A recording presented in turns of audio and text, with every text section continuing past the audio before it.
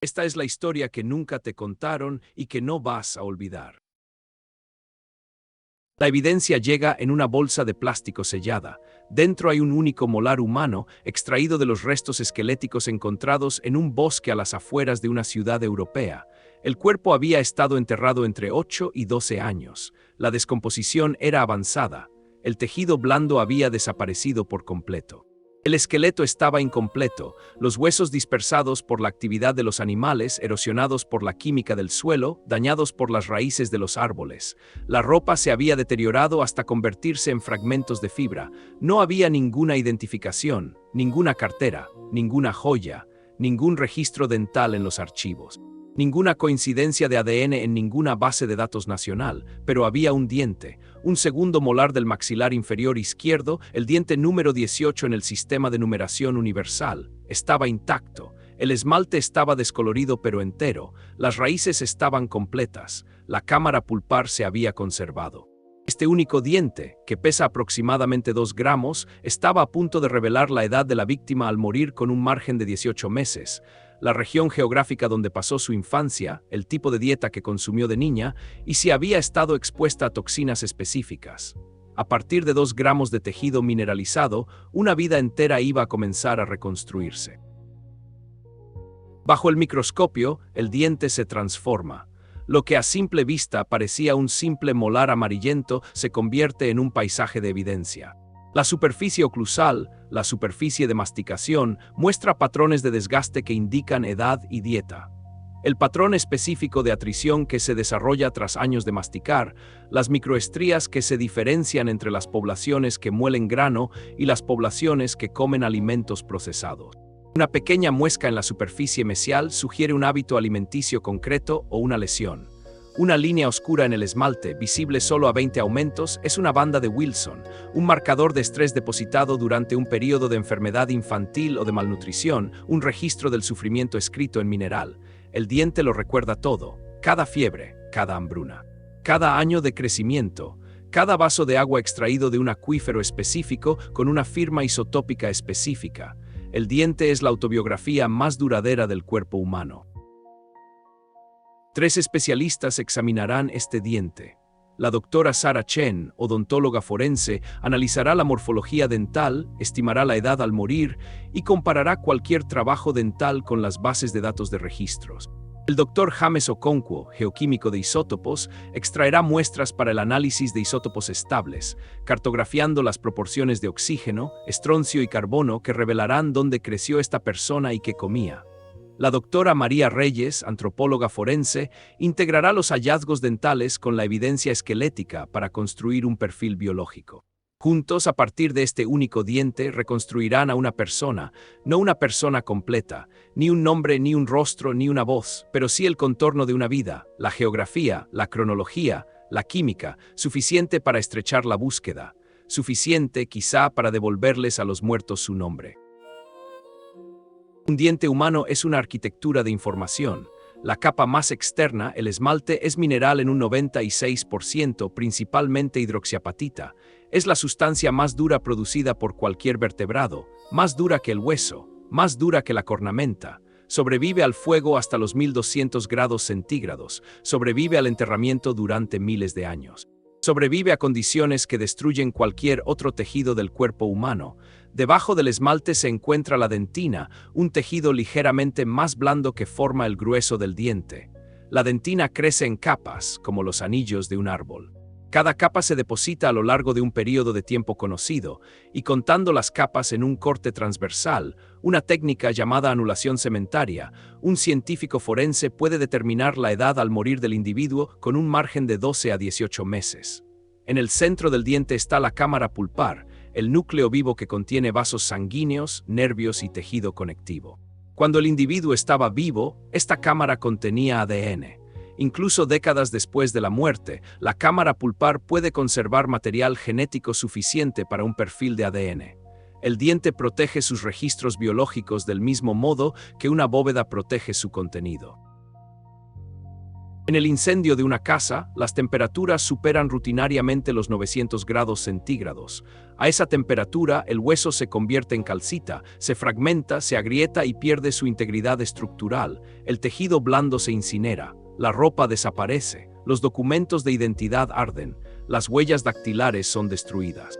Pero los dientes, encapsulados en un esmalte que empieza a degradarse solo por encima de los 1200 grados, sobreviven. Pueden estar descoloridos, pueden estar agrietados, pero su estructura interna, las capas de dentina, la cámara pulpar, las firmas isotópicas encerradas en la matriz mineral, sigue siendo legible. Por esto existe la odontología forense. En los desastres de masas, incendios, accidentes de avión, explosiones, catástrofes naturales, cuando todos los demás métodos de identificación han sido destruidos por el calor, la descomposición o el trauma, los dientes permanecen, el último testigo. La identificación dental forense es más antigua que las huellas dactilares. En 1776, después de la batalla de Bunker Hill, el cuerpo del Dr. Joseph Warren, un líder patriota muerto en el combate, fue enterrado en una fosa común. 9 meses después, cuando su familia intentó recuperar sus restos, el cuerpo era irreconocible. La descomposición había destruido todos los rasgos identificativos. Paul Revere, el platero más conocido por su cabalgata de medianoche, había fabricado una prótesis dental para Warren antes de la batalla. Un puente de marfil y plata que reemplazaba 2 dientes ausentes. Revere identificó el cuerpo de Warren por el trabajo dental. Fue el primer caso documentado de identificación dental forense en América y estableció el principio que definiría la disciplina durante los 250 años siguientes. Cuando todo lo demás falla, revisa los dientes. Cuando bebes agua, el oxígeno de esa agua se incorpora a los tejidos en crecimiento, incluido el esmalte dental. El agua de diferentes regiones geográficas tiene diferentes proporciones de isótopos de oxígeno, específicamente la proporción de oxígeno 18 respecto al oxígeno 16. Esta proporción varía con la latitud, la altitud, la distancia a la costa y el clima local. Es una huella dactilar geográfica y queda bloqueada de forma permanente en el esmalte dental que se forma durante la infancia. Perforamos una micromuestra del esmalte, típicamente menos de 1 miligramo. La disolvemos en ácido fosfórico para liberar el oxígeno en forma de dióxido de carbono. El CO2 se introduce después en un espectrómetro de masas de proporción isotópica que mide la proporción de oxígeno 18 a oxígeno 16 con una precisión de partes por mil. El resultado se corresponde con una región geográfica específica. Este diente se formó en un cuerpo que bebía agua de esta parte concreta del mundo. El diente registra el agua registra la geografía. La geografía estrecha la búsqueda. Un niño que creció en Escandinavia tiene una firma isotópica de oxígeno distinta de la de un niño que creció en el Mediterráneo. El diente conoce la diferencia. El espectrómetro la lee. El análisis de isótopos de estroncio es geografía escrita en el hueso. El elemento estroncio reemplaza al calcio en la red mineral del esmalte dental y la proporción de estroncio 80 y 7 respecto al estroncio 80 y 6 en ese esmalte refleja la geología del lecho rocoso donde creció el individuo. Las regiones graníticas tienen proporciones altas de estroncio 80 y 7. Las regiones calizas las tienen bajas. Las regiones volcánicas tienen firmas distintivas. Cada provincia geológica tiene una huella de estroncio y esa huella queda registrada en los dientes de cada persona que comió alimentos y bebió agua procedentes de esa geología. La proporción de estroncio 80 y 7 a estroncio 80 y 6 en este esmalte dental es de 0,712. Al cruzar los datos con nuestra base de datos de mapas isotópicos, esta proporción es consistente con una infancia en la región báltica, específicamente zonas de lecho granítico precámbrico en Letonia, Lituania o el oeste de Rusia. Podemos reducir el origen geográfico de este individuo a una región de aproximadamente 200 kilómetros, a partir de un diente.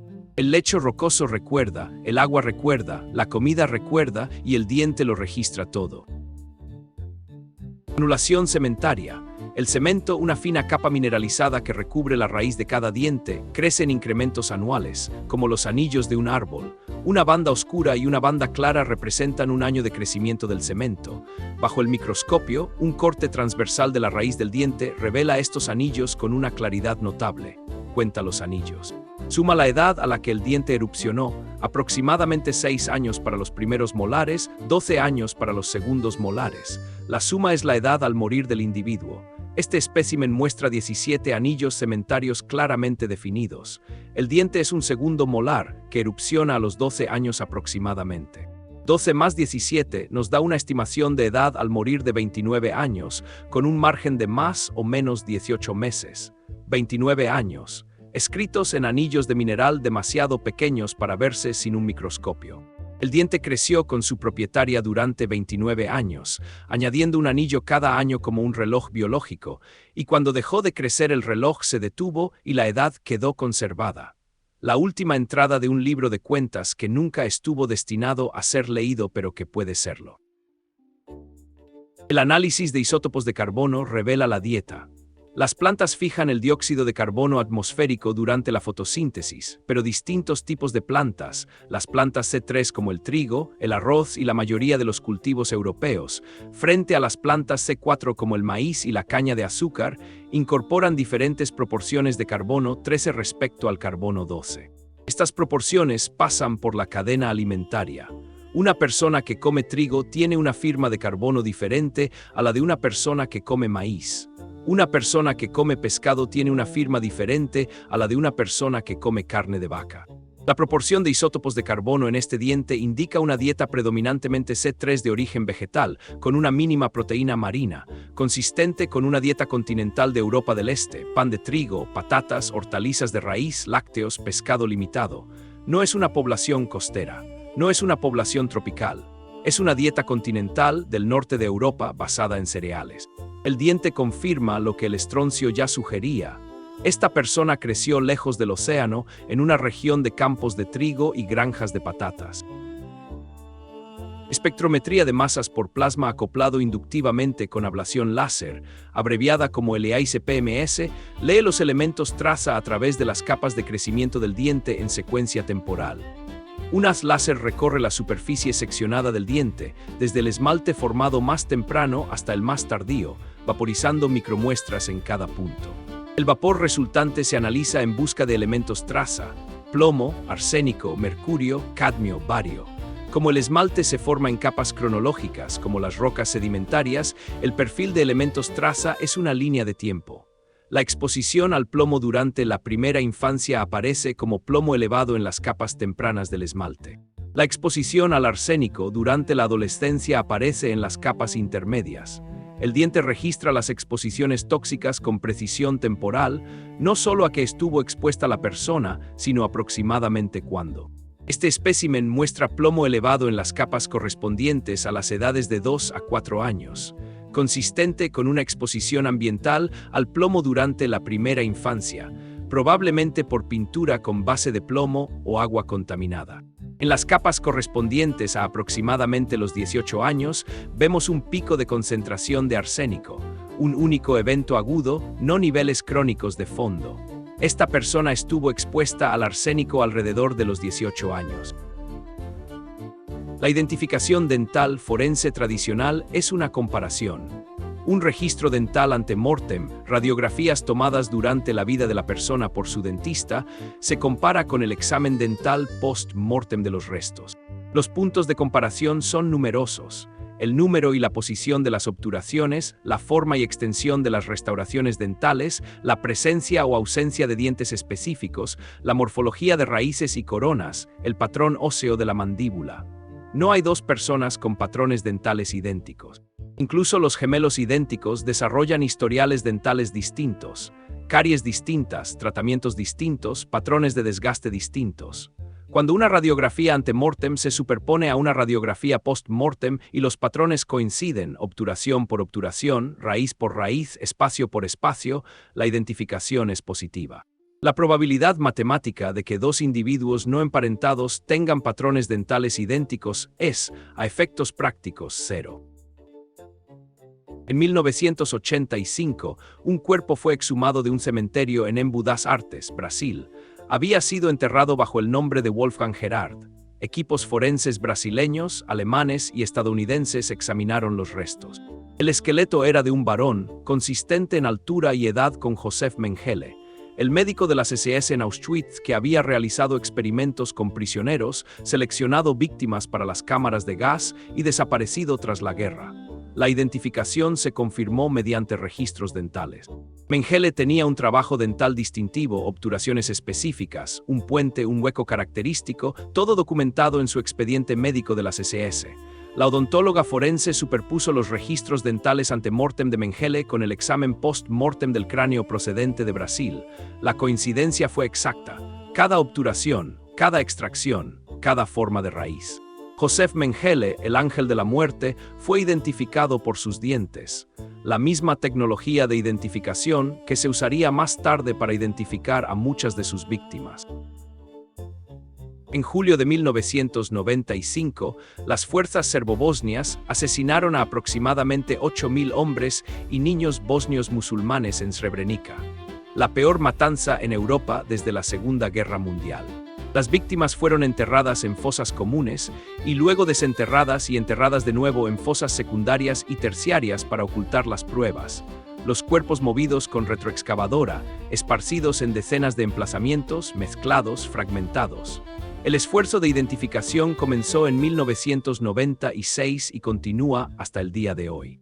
Muchas víctimas fueron identificadas mediante ADN, pero en cientos de casos, donde el ADN estaba degradado, donde no había muestras de referencia de familiares disponibles, la identificación dental fue el método principal. La odontología bosnia, a pesar de la guerra, había conservado los registros. Los dentistas de familia guardaban radiografías. Los dientes de los muertos se compararon con los registros de los vivos. Las obturaciones y extracciones que un dentista de pueblo había realizado en tiempos de paz se convirtieron en la evidencia que identificaba a las víctimas del genocidio. Más allá del cordón de la excavación, las familias esperaban, madres, esposas, hermanas. Esperaban a que el equipo forense confirmara lo que ya sabían, que los restos en la tierra eran sus hijos, sus maridos, sus hermanos. La confirmación llegaba a menudo a través de los dientes, una obturación específica, un molar ausente, un puente dental que una esposa recordaba que su marido se había hecho el año antes de la guerra. El 26 de diciembre de 2004, un terremoto submarino frente a Sumatra generó un tsunami que mató a más de 220.000 personas en 14 países. Solo en Tailandia murieron más de 5.000 personas, incluidos miles de turistas extranjeros. El desafío de identificación no tenía precedentes en su escala. Los cuerpos se recuperaron de las playas, de los hoteles, del mar abierto. La descomposición en el calor tropical fue rápida. Muchas víctimas eran irreconocibles en cuestión de días. La operación tailandesa de identificación de víctimas del tsunami se convirtió en el mayor esfuerzo de identificación dental forense de la historia. Se solicitaron registros dentales a los países de origen de los desaparecidos: Suecia, Alemania, Australia, Gran Bretaña, decenas de naciones. Odontólogos forenses de 31 países trabajaron en los centros de identificación, comparando los registros dentales de los vivos con los exámenes dentales de los muertos, uno por uno, diente por diente. La identificación dental supuso aproximadamente el 78% de todas las identificaciones positivas en la operación del tsunami tailandés. No el ADN, no las huellas dactilares, no el reconocimiento visual, los dientes. Los registros dentales de los turistas, las radiografías rutinarias tomadas en revisiones en Estocolmo y en Múnich y en Sydney, se convirtieron en el puente entre los muertos en la playa y los nombres que sus familias necesitaban oír. La odontología forense moderna atiende cada vez más a una población que los métodos tradicionales de identificación no pueden alcanzar: las víctimas de la trata. Personas trasladadas ilegalmente a través de fronteras, que no llevan identificación, que pueden no haber sido denunciadas como desaparecidas en su país de origen, que pueden no existir en ninguna base de datos nacional. Cuando sus restos son encontrados en bosques y ríos y fosas poco profundas por toda Europa y Norteamérica, las herramientas convencionales de identificación fallan. No hay registros dentales, no hay referencia de ADN, no hay informe de persona desaparecida que coincida, pero los dientes llevan su propia identificación. El análisis de isótopos revela el país de origen. Las proporciones de carbono revelan la tradición dietética. La morfología dental, las formas específicas de cúspides y raíces que varían entre poblaciones, estrecha el perfil étnico y geográfico. El estilo de tratamiento dental, porque los dentistas de distintos países usan materiales distintos, técnicas distintas, enfoques distintos ante las mismas condiciones, puede indicar dónde recibió atención dental por última vez la víctima. A partir únicamente de los dientes, un equipo forense puede construir un perfil lo bastante detallado para cotejarlo con las bases de datos internacionales de personas desaparecidas. La víctima puede no tener nombre, pero sus dientes recuerdan de dónde vino, qué comía, qué edad tenía y con qué su último dentista le empastó las caries. Ese perfil tiene un nombre en algún lugar. Y los dientes lo encontrarán. Los restos fueron hallados por un excursionista en un bosque a las afueras de una ciudad europea mediana. Una fosa poco profunda, parcialmente alterada por la actividad de los animales. El esqueleto estaba incompleto, algunos huesos dispersos, otros totalmente desaparecidos. Pero el cráneo estaba presente y casi intacto, y en el cráneo, 28 de los 32 dientes permanentes permanecían en sus alvéolos. La policía hizo pasar el caso por los canales habituales. Ningún informe de persona desaparecida coincidente en la base de datos local. Ninguna coincidencia de ADN en el índice forense nacional. Ningún registro dental en los archivos, porque nadie la había denunciado como desaparecida en este país. La investigación se detuvo. Los restos fueron catalogados como Jane Doe, se les asignó un número de caso y el expediente quedó abierto. Entonces los dientes fueron enviados al laboratorio forense. Proporción de oxígeno 18 a oxígeno 16, consistente con una infancia en el noreste de Europa. Proporción de estroncio 87 a 86, 0,712, granito precámbrico, región báltica. Proporción de carbono 13 a carbono 12, menos 21,3, dieta continental de plantas C3 con mínima proteína marina.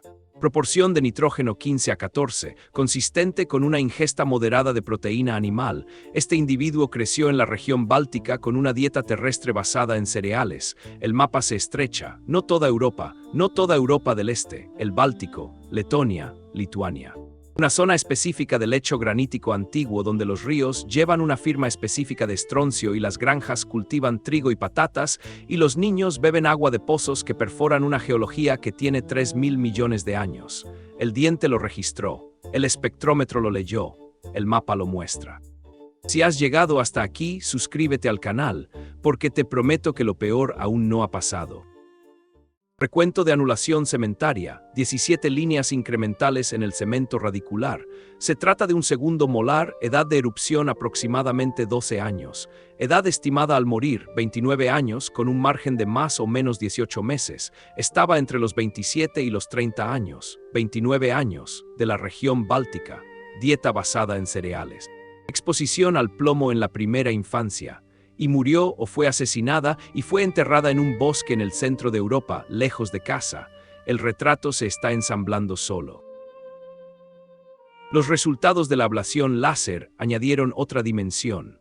Las concentraciones de plomo estaban elevadas en las capas de esmalte correspondientes a las edades de 2 a 4 años, consistente con una exposición ambiental al plomo durante la primera infancia. En los estados bálticos en los años 90, la exposición al plomo era común, gasolina con plomo, pintura con base de plomo en las viviendas de la era soviética, tuberías de agua contaminadas. No era un envenenamiento deliberado, era la toxicidad ordinaria de crecer en un lugar y una época específicos. Pero en las capas correspondientes a aproximadamente los 18 años, un único y agudo pico en la concentración de arsénico, no la acumulación gradual de una exposición ambiental crónica. Un pico brusco y repentino, un único evento. Algo le ocurrió a esta mujer a los 18 años que introdujo una dosis significativa de arsénico en su sistema, suficiente para quedar registrada en el esmalte que se formaba en ese momento. ¿Fue accidental? ¿Fue deliberado? El diente no puede decirlo, pero el diente lo registró. Y el pico de arsénico a los 18, combinado con la evidencia de muerte violenta a los 29, sugirió un patrón que hizo que los investigadores miraran con más atención. El perfil compuesto se introdujo en la base de datos europea de personas desaparecidas. Mujer, edad al morir aproximadamente 29 años, origen geográfico, región báltica, probablemente Letonia, exposición al plomo en la infancia, historial de exposición aguda al arsénico a aproximadamente los 18 años. Último tratamiento dental conocido consistente con la tradición dental letona, obturaciones de amalgama de la era soviética, un compuesto específico de resina usado en las consultas dentales letonas a principios de los años 2000. Una coincidencia. Una mujer letona, denunciada como desaparecida por su familia hacía 11 años. Edad en el momento de la desaparición, 29. Había dejado Letonia para trabajar en Europa Occidental. Su familia perdió el contacto. Presentaron una denuncia de desaparición que permaneció en una base de datos policial letona durante más de una década, sin coincidir con nada, hasta que un diente procedente de un bosque en el centro de Europa fue analizado por un espectrómetro que podía leer la geografía y la química de una vida a partir de 2 gramos de mineral. Su nombre apareció en la pantalla. Y la mujer del bosque ya no era Jane Doe. Se hizo la llamada a Letonia, a una familia que llevaba 11 años esperando una llamada telefónica, temiéndola y deseándola al mismo tiempo, como viven todas las familias de los desaparecidos. El equipo forense no podía devolverles a su hija, no podía deshacer lo que le habían hecho, no podía castigar a quien la había enterrado en ese bosque.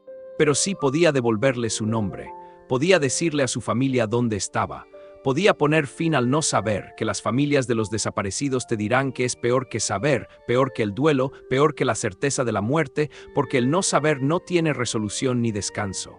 Un diente se lo dijo. Un fragmento de 2 gramos de tejido mineralizado que registró el agua que ella bebió de niña, la comida que comió, el plomo de su apartamento de la era soviética, el arsénico que entró en su cuerpo a los 18, y los 29 anillos anuales de crecimiento que contaron los años de una vida que terminó en un bosque lejos de casa. Sobre la mesa del laboratorio, la evidencia de una identidad recuperada, el diente 2 gramos descolorido anodino, el gráfico de isótopos de oxígeno noreste de Europa, el análisis de estroncio granito báltico, las proporciones de carbono dieta continental de cereales, los anillos de crecimiento 29 años. El perfil de plomo, exposición infantil de la era soviética. El pico de arsénico, 18 años, único evento agudo. La morfología dental, características de la población letona. El tratamiento dental, materiales y técnica letones. Cada pieza por sí sola es un fragmento. Juntas forman un retrato lo bastante detallado para coincidir con una persona específica entre 8.000 millones del planeta. Una mujer letona, 29 años. Nacida y criada en una región específica de un país específico. Su dieta, su entorno, sus exposiciones tóxicas, su historial dental, todo codificado en un único diente que sobrevivió cuando todo lo demás había desaparecido. Un diente no es una metáfora, es un registro físico. Cuando un niño bebe agua de un pozo en una Letonia rural, los isótopos de oxígeno y estroncio de esa agua se incorporan al esmalte que se está formando en ese momento. El diente contiene literalmente el agua. Cuando una adolescente come pan hecho con trigo cultivado localmente, los isótopos de carbono de ese trigo se construyen dentro de la estructura del diente. El diente contiene literalmente la comida. Cuando una niña pequeña gatea en un suelo pintado con pintura a base de plomo en un apartamento de la era soviética, el plomo entra en el torrente sanguíneo y se deposita en el esmalte en crecimiento. El diente contiene literalmente el veneno. El diente no recuerda de la manera en que recuerda un cerebro, como narración, como emoción, como imagen. El diente recuerda como química. Como proporciones, como concentraciones, como anillos, registra sin interpretar, conserva sin entender, y espera, durante años, durante décadas, durante siglos, hasta que alguien con un espectrómetro de masas y las preguntas correctas le pide que hable. Cada diente tiene una historia. Un molar excavado en Pompeya revela que su propietario comía una dieta rica en pescado y bebía agua del acueducto romano. Hace 2000 años, la química se conservó en mineral. Un diente de una fosa común de peste en Londres muestra la hipoplasia del esmalte característica de la hambruna infantil. La peste negra mató a una población ya debilitada por el hambre. Un diente de un campo de batalla de la Guerra Civil Americana identifica a un soldado de la Unión originario de Maine por la amalgama dental de mercurio utilizada por primera vez por los dentistas estadounidenses en los años 1840. Un diente recuperado de Auschwitz identifica a una mujer judía holandesa cuyos registros dentales sobrevivieron en una consulta dental de Ámsterdam que nunca descartó los archivos de sus pacientes. Y un diente procedente de un bosque en el centro de Europa identifica a una mujer letona que tenía 29 años, que creció bebiendo agua de un pozo báltico, que comía pan de trigo local, que sobrevivió al envenenamiento por plomo cuando era una niña pequeña y a la exposición al arsénico cuando era adolescente, y que fue enterrada lejos de casa en una fosa que nunca debía ser encontrada. Los muertos no pueden hablar, no pueden decirte quiénes fueron, de dónde venían, cómo vivieron o cómo murieron, pero sus dientes sí pueden, y la ciencia forense ha aprendido a escuchar. Cada diente tiene una historia, y la historia siempre comienza de la misma forma. Mi nombre es.